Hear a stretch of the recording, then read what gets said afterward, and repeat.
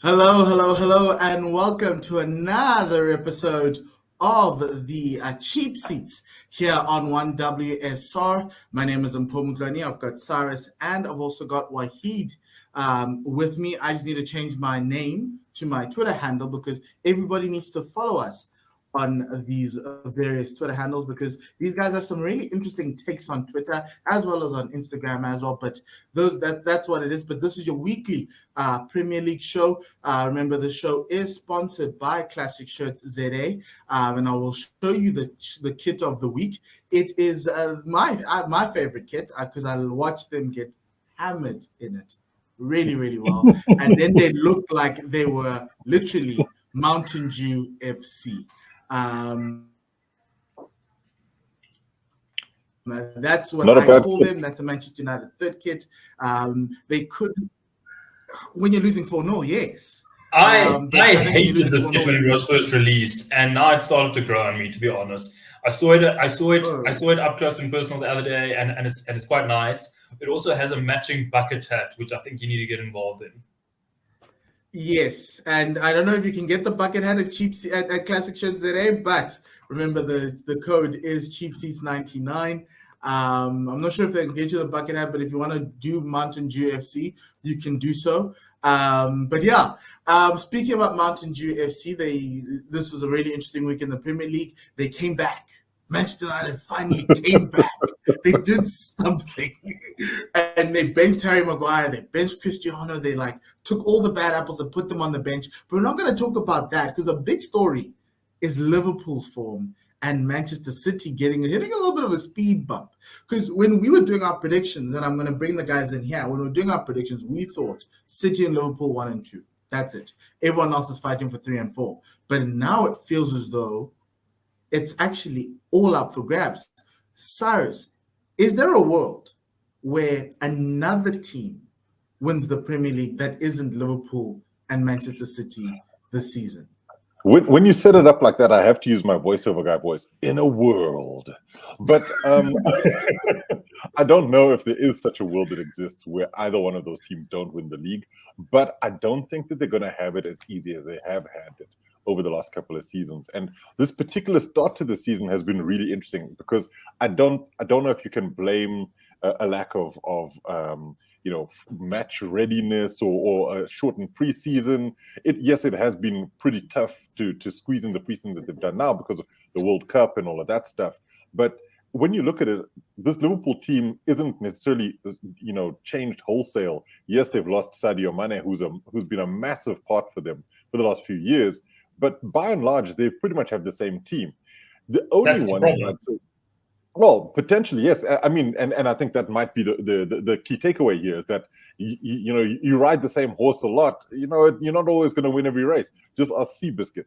But the thing is, when you look at Man City, they've changed things up. And that's where you start to see a little bit of the gelling issues coming in.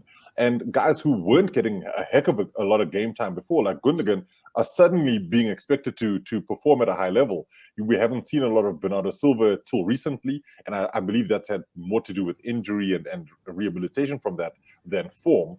But then you're also crowbarring in Haaland into a system that has had to adapt to his being there. So losing key players like Jesus and Sterling, who are senior players in that team, bringing in a Haaland, fitting everything around them, it's going to take time. And I think like that Newcastle scare that City had was probably the biggest scare they've had in a long time.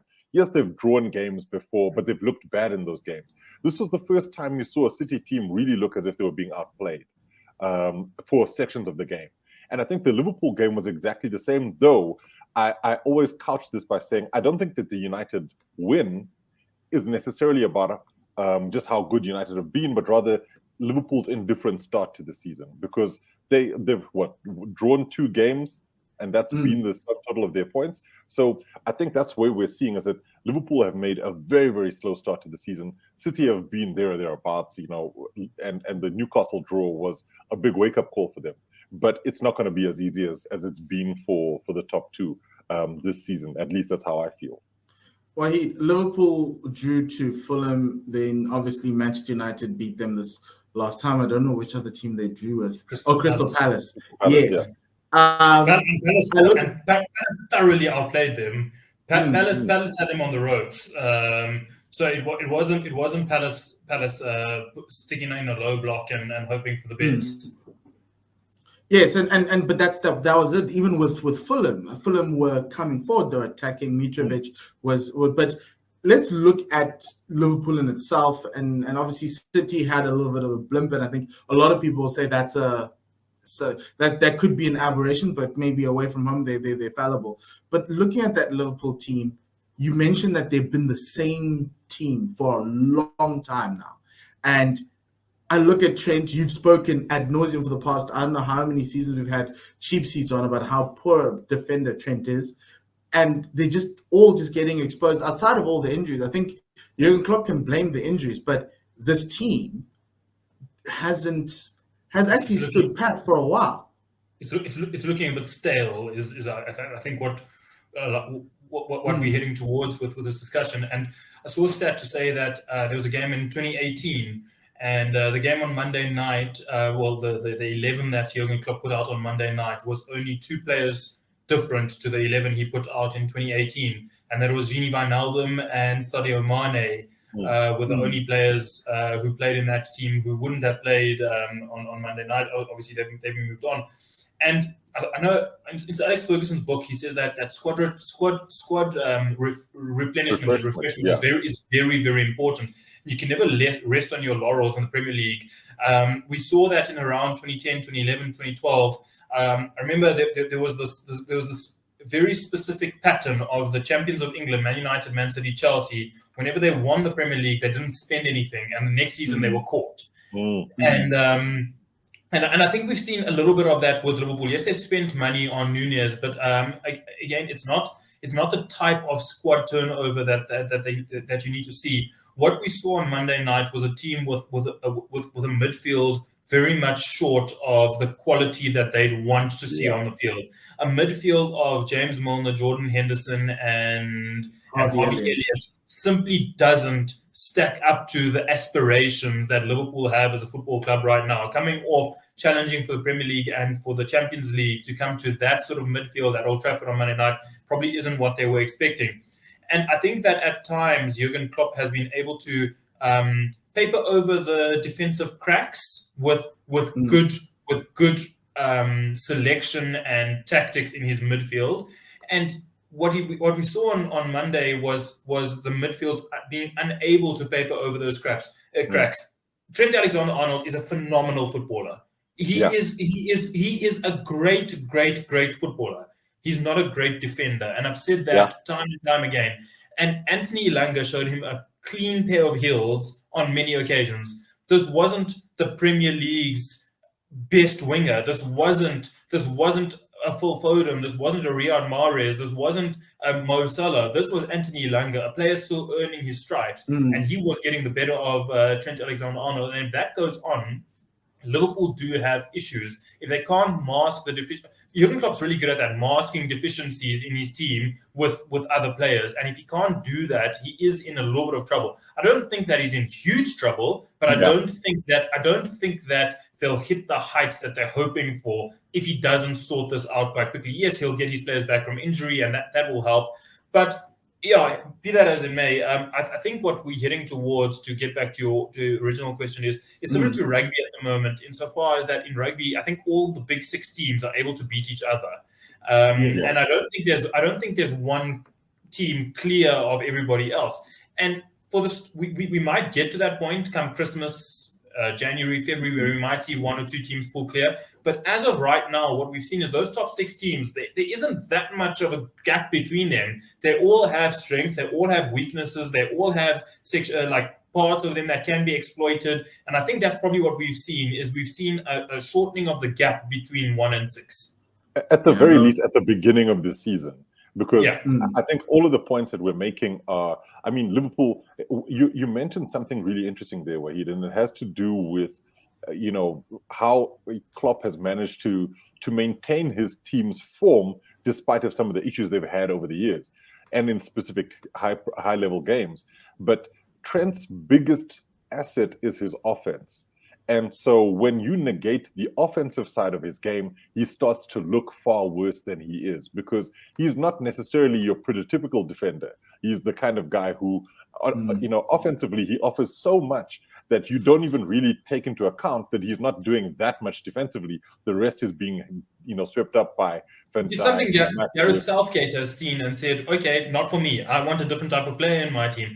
And that's fine. What I'm saying is that managers are able to see those deficiencies, and Gareth Southgate being one of those, to say, okay, I don't play like that. I can't have someone who's a passenger in defense.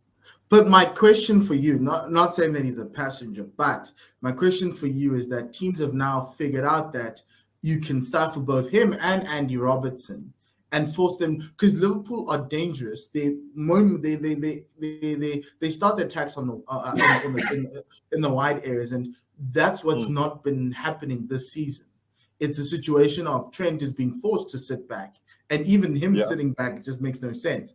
But how do you, and this is my question to you, Ahid, is there a way that they can fix this as in Liverpool? Because I've seen Manchester City start poorly and win the league before.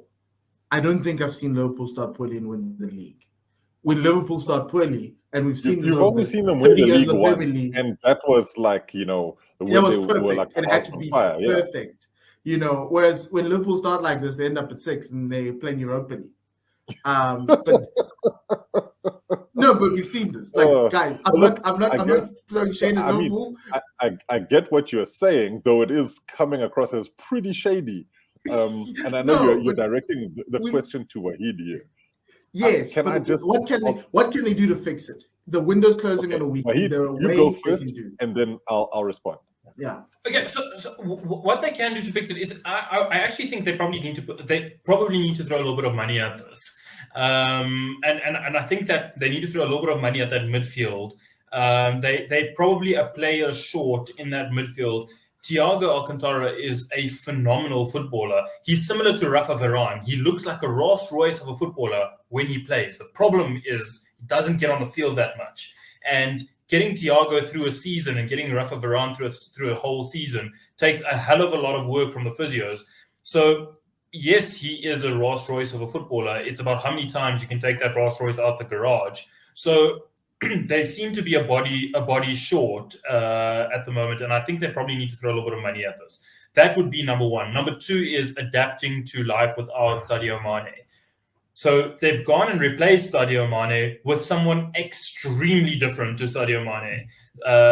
Nunez is technically the direct replacement. They started the replacement when they got Luis Diaz in, who is a little bit more similar to Mane. And then they've gone and supplemented that with Nunez. Neither player are as good or even in the same stratosphere as Sadio Mane.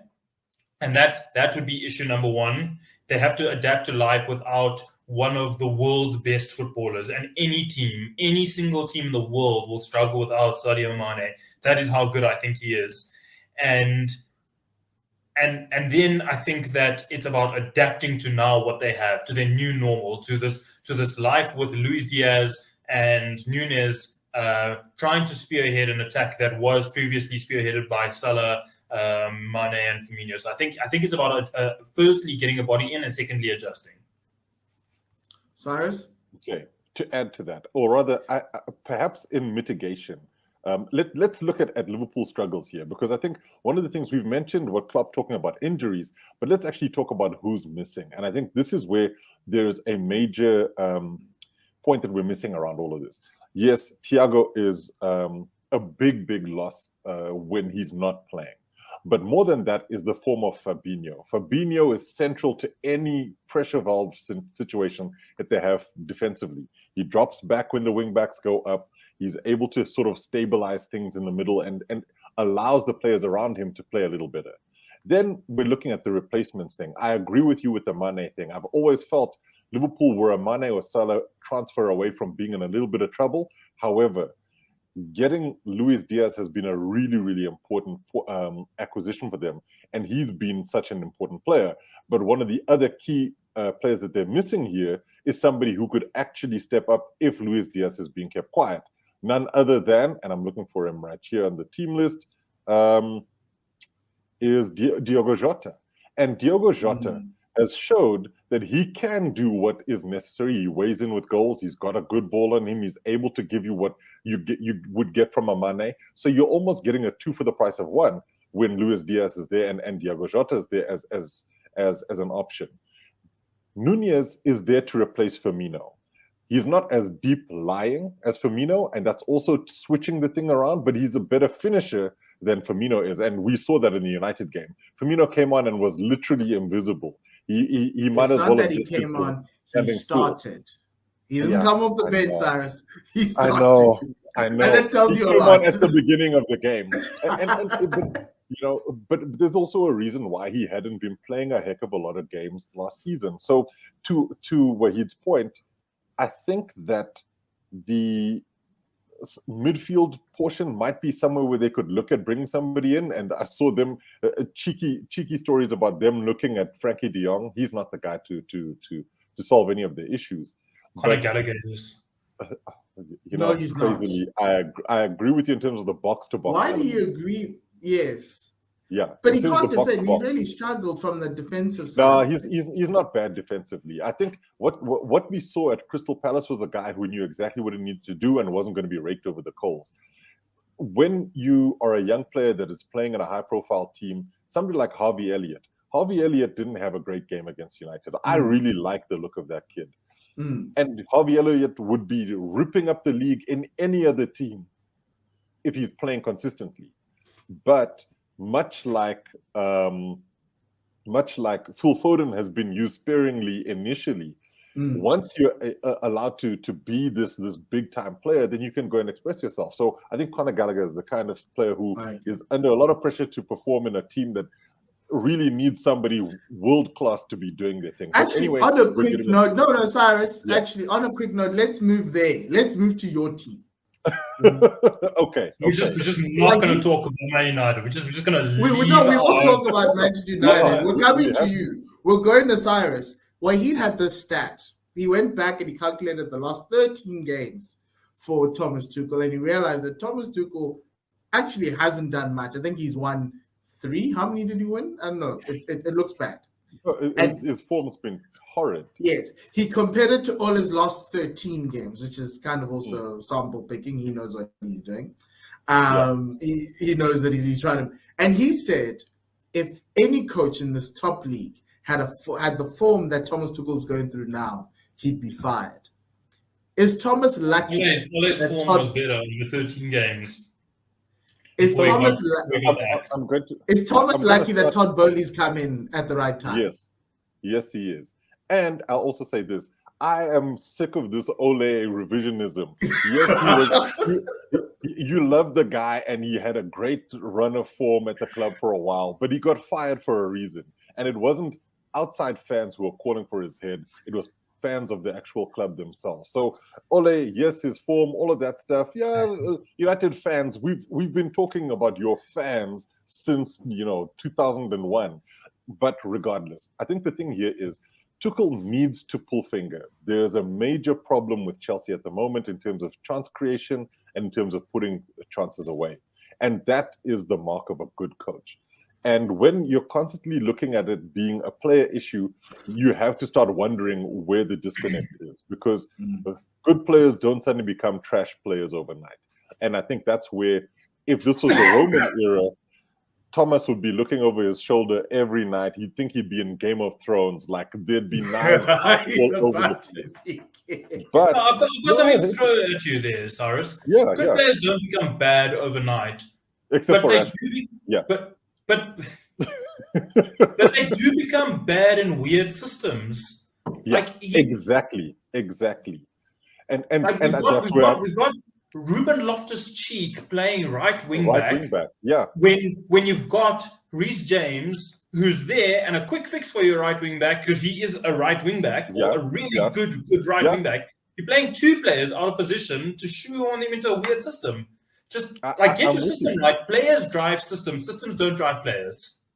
I'm with you, Wahid, and this is something that we, as Chelsea fans, we're seeing often is weird selections, players being played out of position, and no real reason for it other than he wants to try something different. He's trying to exploit something that he sees in Loftus-Cheek going forward, and that Reece James offers defensively as the right centre back. When the reality is, even if they played Trevor Chalobah next to Koulibaly and Thiago Silva, you've got the pace. He's able to at least keep up with guys. He might make a rash challenge here or there, but he actually showed that he's a good player. So it's one of those where we're starting to tweak things for no reason, and then we're also flogging the same horse. And like Kai Havertz he's delivered nothing other than winning the Champions League for Chelsea, which is an absolutely insane statement to make. But when you look at the games that he's played, he's not impacted them much. He's not beating players or creating chances. He's not, taking shots on goal, and people are then having to worry about his goal threat. He's basically burgled a place away from somebody else. And that, I think, has to do with his height, his quickness, and his ability on the ball. But he's not grown in stature in any way. And I'd rather see some of the other wing players actually given a chance in those wide spaces than to keep going on with Kai Havertz. I mean, against Leeds, he was nowhere, absolutely nowhere. Having said that, most of the guys weren't. But then the game was fairly even up until Mendy's aberration, which in itself I won't get into. So yeah, I do think Tuchel is under pressure, but I think that he's also been given a heck of a lot of rope because the new owners are there. They can't also fire the coach. They've already fired the director of football, player relations. They've taken over from a new owner. So there's so much change. They have to stick by someone, and that someone is Thomas, and because he won the Champions. But the question goes for how long, Si?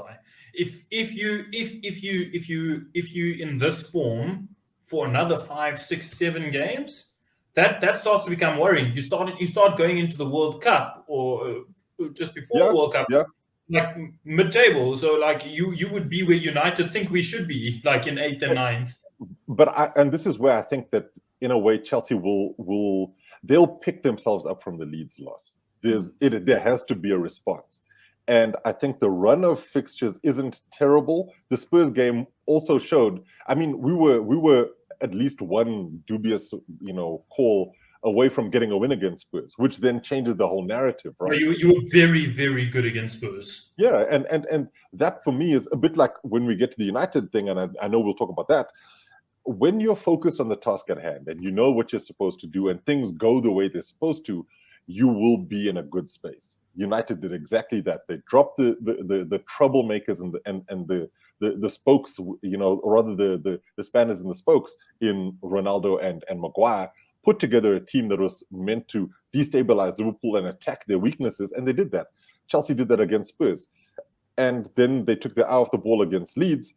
If Mendy clears that ball, Chelsea are more than likely able to soak up more of the pressure, but as soon as they concede, they're now in a position where they have to keep going forward in order to try and get a goal. And Leeds, it played directly into their hands. So the scoreline for me actually is more an indication of just Chelsea chasing a game and doing all sorts of absolute weird things to try and get a result, as opposed to Leeds being that good. They were good, but they weren't that good. Yeah. So 6 days to go in this transfer window. What do Chelsea need to do?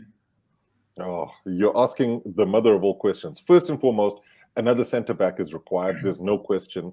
I think that's been a priority. That's why the Fofana thing. You guys want. Let me just tell you something. Let me tell you something, and I might be laughed off the show, but this rumor about Harry Maguire, I think Harry Maguire would be really, really, really good in the Chelsea system. Yeah, in the Chelsea system. I disagree. Put him in a Chelsea system. I think Chelsea's system masks his deficiencies and highlights his strengths. Yeah. I think you'll see an absolutely different animal. Take him out of this I don't know, cesspit that is Old Trafford, that is bearing down on him and causing him so much grief. Put him in that Chelsea team, and I think he does really well for Chelsea. So you're saying Harry Maguire works in the team? If Chelsea were to come up with a financial package that makes sense for Man United, I think this could be one of those deals that suits everybody. It suits both clubs. United get rid of a problem player, not a problem player, but a player who doesn't fit in the manager's way of playing. They get the money, that they recoup some of the money, and Chelsea get a player who actually works for them. the player also gets a move to a club that works for him. I mean, so what's the back three look like at Chelsea with Harry Maguire? Is it Maguire, Koulibaly, and Thiago Silva? Probably. To start, like times to that is super Koulibaly is not as slow as people make him out to be, but I do think that you'd look at it in terms of switching between Thiago and Harry Maguire. I don't think both of them would play central in a back three, and I don't see Thiago playing as the right in a back three. So it would have to be one of those that you'd have to take a look and see exactly how you'd play it out. But I think the biggest issue here is you have a PR nightmare on your hands if you sign Harry Maguire as Chelsea, because he's not just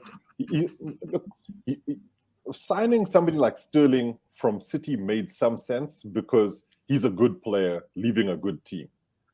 Maguire coming to Chelsea is seen as a bad player leaving a bad team.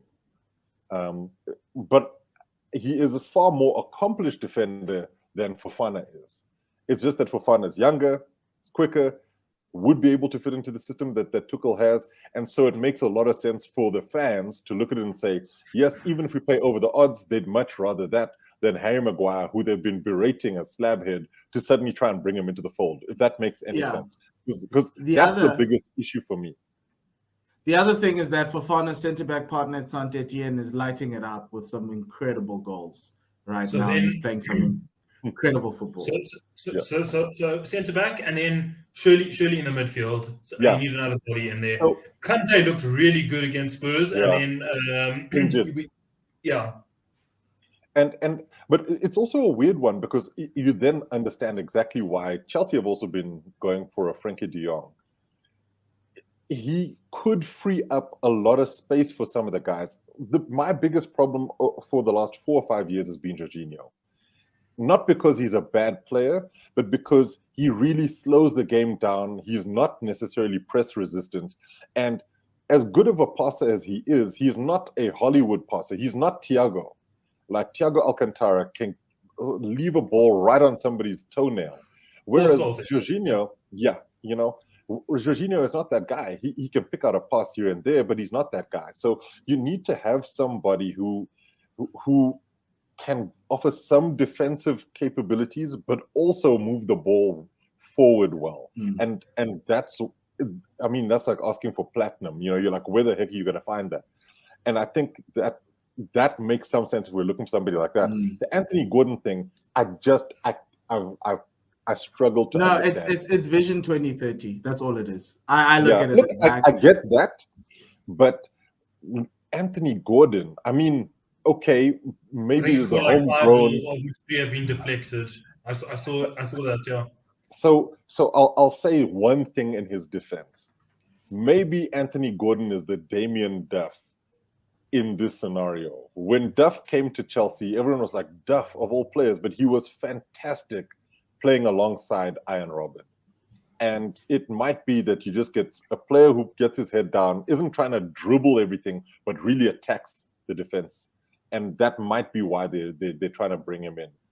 But at the prices that are being quoted, it makes no sense at all. Yeah. Okay. Moving on to the other team. The other team that actually did quite well this week, that responded. But obviously Cyrus is looking for a response. So I feel for Leicester without Fofana. It's going to be a tough Saturday out.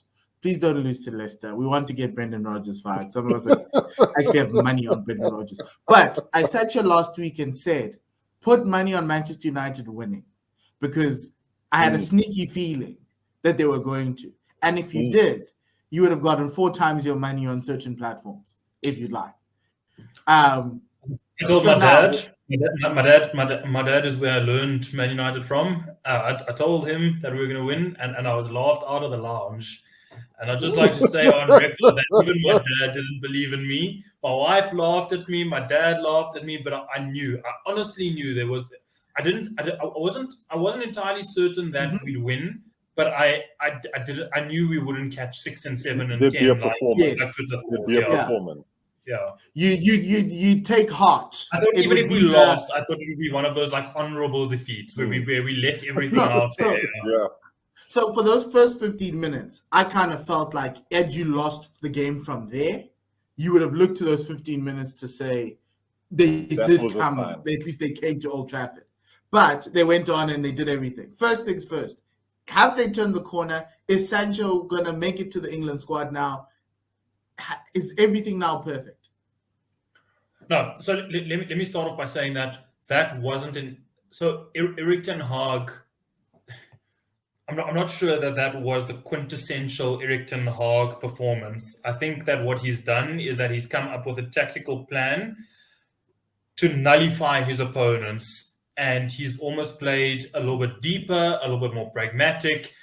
He's done things slightly differently to the way he'd like to do things going forward. What we saw in game 1, game 2, preseason was how he wants to play a team playing in his image, and I think what we saw against Liverpool was a manager realizing that actually these guys, I can't do exactly what I want to do here, dropping his team a little bit deeper and just waiting to suck a punch, and which Man United have historically been a lot more comfortable with. When Ole was doing really well, his team was sitting back and waiting for teams to come at him and picking them off. That was what they were really good at, and what this team is really good at. They're really good at waiting and soaking up pressure and picking teams off. What they're not good at is when teams give them the ball. Have the ball, have 60%, have 65%, have 70% of the possession. Agree with you. They have no idea what to do with 65% of the possession. They have absolutely no idea. That's when you start seeing them passing in circles around the halfway line. They have penetration. They have possession without penetration. They have no idea what they're doing. And often they make mistakes that lead to goals, which turn draws into defeats. So, Is this Man United turning a corner? I'm not so sure. I'd like to see how we go up against, because we've already lost to Brighton and Brentford. I'd like to see how we go up against the likes of Southampton and whoever's to come, small teams like Arsenal, because I love Arsenal, but okay. Look, you because this isn't. So I want to take last season. I think last season take last season out of the equation. Last season must not be seen as it was a Man United in disarray. I want to look at the season before that and the season before that, coming second, third, sixth. These were not the games we struggled with. These were the games we actually historically have done really well in. What we struggle with is overcoming the likes of Brighton and Brentford. So this might just be another flash in the pan, and I'd like to see how we go in a couple of weeks after that. It was very satisfying. It was very satisfying to see a Man United side not give up, because we've seen Man United sides in the last 12 months give up and just be completely dominated and run over by our direct opponents. So that was very nice. It was satisfying. Whether it's a turning point this season, I'm not so sure, and I'm not convinced. So, what do you expect from Southampton this Saturday? I don't know. In my 26 years or 27 years watching and supporting the side, I've never been more confused by a football team. Every single time I switch on the TV, it's a new surprise to me. Someone new does something stupid to annoy me. It's a complete and utter surprise every time I watch this team. Okay, so here, let me ask you this: if they've got to win, they've got to win. But if they don't, where do they go from here? They've got to win. There's no question. You have to build on the Liverpool result. And Southampton are the perfect opponents for United right now, because Southampton are horrible. They've been horrible for years. They've been horrible at home. They're horrible away. They are the team that United should beat. But I totally agree. To them last season or something weird? Look, I'm just saying this is what the situation is, right? And to Wahid's point, when United have to do all the playing and have to create the chances, they've come unstuck, and in the past have actually needed the likes of Ronaldo to come up with like a worldie or really come in and do something against Norwich. Yeah, exactly. And it's those kinds of games where you think, okay, so where the hell is the creativity coming from? This is where I think what's different, and I think what will really be a big bonus for United is having a Christian Eriksen there. Because Eriksen is the kind of player who can unlock a defense. It will be a pass here. And this is also where I feel like I don't think Sancho is, without he scored a goal. Down on him, but he's not a goal scorer. and not a natural goal scorer. So what is he? Is he a creative player that creates chances for players? Because I don't see that either. He gets past guys. He dribbles well. I actually think the opposite. He really struggles to go past his man. To get past people, yes, in terms of pace and what have you. But he's got the dribbling skills to do it. Yeah. Right. So he's not going to outpace somebody. I mean, heck, I'd rather take Pulisic over Sancho in a foot race. But the thing is, it's what happens after that. And this is where I feel United have got a major problem heading into the transfer deadline, because Anthony Martial is not there because he's now expected to be a great player. Anthony Martial is United's Michy Batshuayi. He happens to still be on the books, and unfortunately he has to play games because Ronaldo is being an absolute D-bag. So you're going to be in a position where somebody's got to play. And they're not going to just play some young strikers. So I think that Sancho, and this is where, I mean, Wahid, I was so happy for you when Rashford scored, but that goal was also hell of an offside. But offside from last season, apparently. Hey, tolerance. Exactly. He timed the run so poorly, but managed to get away with it.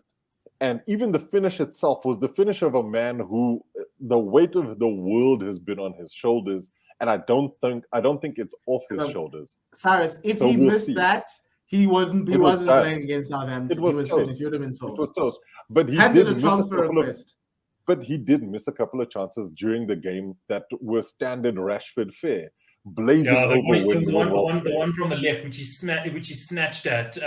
Like if you got a clean strike on that, Alisson's not saving it. You know what I mean? Where he's like at least worth the keeper.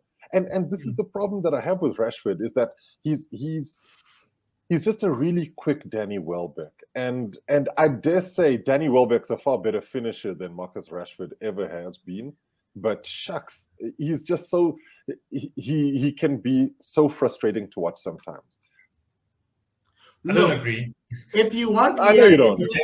So the one thing I will tell you, so you're on your Christian Eriksen point, I do think that when United come up against, so we have changed something. So when we come up against the likes of Southampton and that sort of thing, we were playing with Fred and McTominay who do nothing in the build-up, and Bruno who had to do all the creating. And what Bruno is that he's a high-risk, high-reward player. He tries a lot of high-risk, high-reward things. And sometimes they don't come off, and we chasing the ball on the counter attack. Actually, a lot of the times they don't come off. But with Casemiro coming in, what it does allow us to do is it does allow us to play both Christian Eriksen and Bruno as 2 8s with a 6 behind them, and they've got a bit of protection. Which might just change this idea that Man United have to channel everything through Bruno. So the attack now becomes a little bit more like two-sided. We can go Bruno, we can go Eriksen, we can go out wide to the wide creators in Rashford, Sancho, Anthony, who will be coming in, Martial, pulls wide. So I do think the Casemiro one, I've said a lot, and if you follow me on Twitter, you'll see that I've had very many issues with the Casemiro signing, because I think it's a panicky signing, but he's a good player. Just because he's a bad signing doesn't mean he's a bad player. He's a good player, but a bad signing. So I think that he will solve some issues, and I think that Man United have got a player who will help with these issues that I've labeled from previous seasons. But we'll have to see how it goes. So I do think the Casemiro thing will change this idea that 65% of possession, Man United still do nothing and lose. Okay. Yeah. Well, Southampton have to find out. Ralph Hasenhüttl looks like he's also odds on to get fired at the beginning of the season. The first one to get fired, if not Tuchel or Brendan Rodgers. But yeah, it won't be Thomas. I'm excited to see this because I feel there's a meltdown coming around the corner anytime soon. But look, I'm here at the lofty heights at the top of the table, just chilling, enjoying life. Funny you mentioned meltdowns. And then you mentioned Arsenal. Because I can't shake the feeling that there's a couple of injuries that are going to cause Arsenal fans to go back to the what is Arteta doing? And no, we're not going back there. That squad is now, he's got everything. Like, if there's an injury in a key area, we can cover for it. And I think for Arsenal don't just have one, like when you have an injury, you have an injury crisis.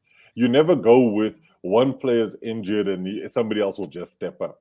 it always comes down to, okay, so, and this is the big issue here. If you lose Gabriel, does that change the entire complexion of your attack? No, it does, in terms of the work rate. But the poor man's Gabriel is the man sitting on the bench, which is Nketiah.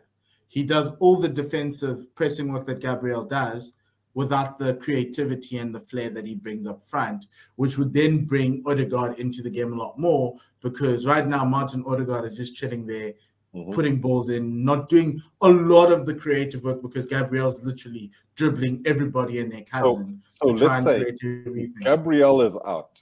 Let's say Saliba is out. Are you still as confident? Yes. No. The Gabriel, striker. Jesus, yeah. I am comfortable with Ben White at centre back. Up front is my only question, because I love Eddie Nketiah. I think he scored at the right time last year. Eddie Nketiah feels sure like Arsenal's Callum Hudson-Odoi. Yes, Look, we paid the guy, but for me, I would have wanted somebody else who could score more goals. But I don't think anybody else is going to sit on the bench and do the whole rotation thing. I hope Eddie. He's the great thing for Eddie this time. He's got a team around him, or guys around him as an attacking line that can carry the load for him. Right now, Saka's not necessarily required to do much. He's being double marked. Gabriel's being allowed to do whatever he wants. Odegaard's not coming in. Martinelli, it's that little Brazilian combination in the corner. If those two went, it'd be very interesting to see how Arsenal fix, because Emil Smith Rowe is a different type of player on the left, and also I think Nketiah is also different if he comes in with that. So I think for me, that's the thing, and that's why the post-World Cup thing is going to be important, because if Martinelli and Gabriel go to the World Cup, and Saka as well, when we come back out of the World Cup, what does that look like? What does that Arsenal look like with guys even having been disappointed? Which is why the best thing for me is one of the big teams needs a meltdown. England, Brazil, or France. One of them needs to have a meltdown, because if they have a meltdown, I know that at least I'm going to have a guy in North London for 3 weeks to a month, rather than a guy coming back from Qatar potentially and still having mentally melting down.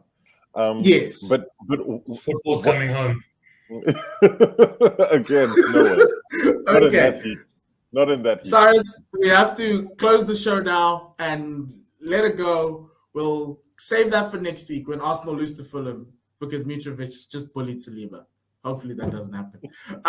But thank you very much, guys, for joining. Thank you very much, everyone, for watching and also listening. We'll be back again with the FPL show, so look out for that. Game week 4. It's a little bit interesting. I think it's time for me to sell Trent Alexander-Arnold, but we'll talk about that on the FPL show. Outside of that, thanks, Wahid, thanks, Cyrus, and thank you, everybody. Goodbye, good night, and Lesale Kakafin.